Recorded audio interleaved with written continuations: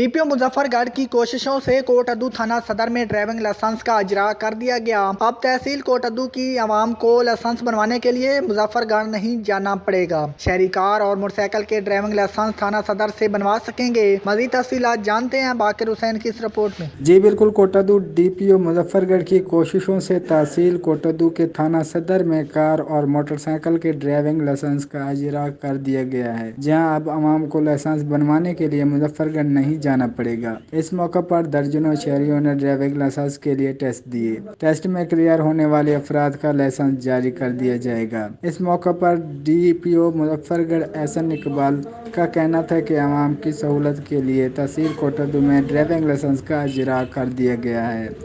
DSP traffic Syed रियाज Hussain Bukhari, DSP कोटअद्दू Amjad Javed, थाना सदर के एसएचओ शमसुल्लाह भारी नफरी के अमराद मौजूद रहे। जी।